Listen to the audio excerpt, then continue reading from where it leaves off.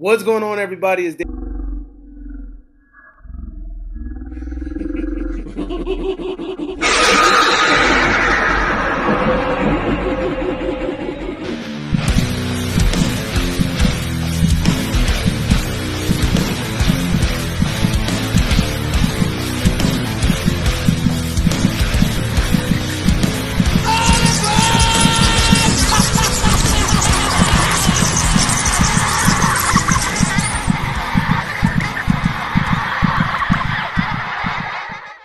What's going on, everybody? Is Davey from the 80s, and you're now entering the Cinema Chop Shop. So park your ass right there. And while you're there, don't forget to hit the like, the share, and the subscribe button. Also, if you check the link below, you'll see a Patreon account. You click it, you become a member. All you got to do is try recommend movies and music and trailers for me to react to. So hit the link, homie. Now, with that being said, we are here today with day number 12, I believe, of In the Month of Madness. Yeah, we are at it again.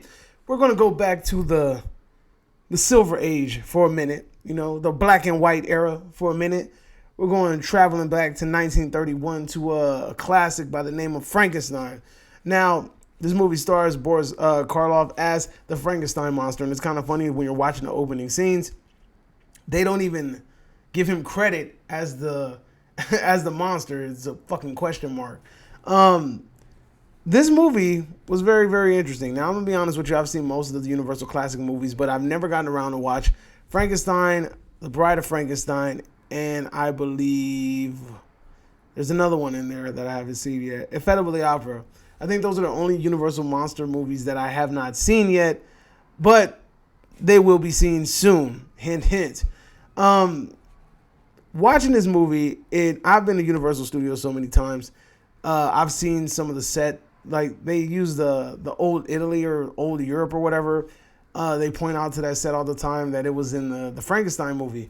And now when I'm watching it and I see certain scenes, I'm like, oh, that is on the set of Universal. That's pretty cool. That is on the Universal lot. It's really cool that those sets are still preserved all the way from freaking 1931. Even though they have been updated, obviously, they're still the same damn set pieces. It was really cool watching this movie, and you realize that all the little cool little things that you learn, like freaking how Boris Karloff, like they kind of like hid him away from like the public so that nobody could see him, and they wanted to keep the Frankenstein monster kind of like a surprise, and they wanted to have like this climactic moment where you got the big reveal. And I can honestly see that popping, you know, because while watching the movie, I kept wanting to see the Frankenstein monster, but they kept him revealed, they kept him revealed, they kept him revealed. And when they finally showed him, it was like, damn, it was like, you know, it was like kind of like a big pop, you know, it was cool. It was really cool watching him be unveiled for the first time. Also, the iconic scene of Frankenstein throwing the freaking flowers into the water and then randomly picking up the little girl and throwing her there. And me and my wife had a very good laugh when we're watching the movie, and the dad's carrying the little girl through the village because she's drowned because Frankenstein threw her in there, and you just see her little feet just swinging back and forth. I don't know, like it just was funny to me. It was just like, keep your damn legs still, like, you know. It was just, I don't know. It was supposed to seem lifeless, but it was a lot. It was too much moving in them damn legs for you to be considered dead, homie. But anyway, back to the point. It was really cool watching this movie. It was really cool watching this movie. And the fact that, speaking of the little girl, they were saying that on set they were afraid that the little girl was going to be afraid of Boris Karloff. But they said as soon as she got to the set, she saw him. She ran right up to him and she held his hand and said, "Can I ride with you to the set?" He was like, "Of course." So her and the Frankenstein monster rode to set. How cute. It's fucking adorable, right? And apparently, word has it that there is Bela Lugosi was supposed to be the monster, or he did kind of like the screen test to be the monster. And there's some lost footage out there of Bela Lugosi being the Frankenstein monster.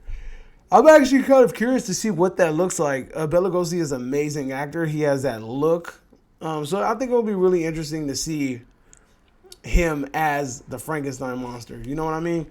Overall, like I said, I enjoyed this movie. Let me get into a quick synopsis for those of you that have never seen Frankenstein.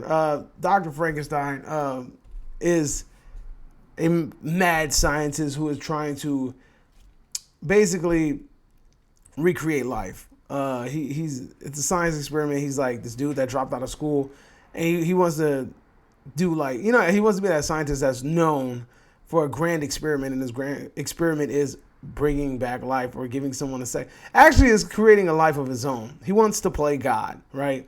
He even says like that. They're like, "Oh, you're trying to recreate somebody." He's like, "No, I'm trying to create a life of my own. I built this dude from scratch. This is my creation. I'm giving him life." So he's basically acting as God, right? Eventually, he acts as God, and his stupid partner fucks up and grabs the wrong brain. It was a good, healthy brain, and he ends up dropping it onto the floor, and then he ends up picking up the damaged brain, and he ends up giving it to the doctor in order to place into the head.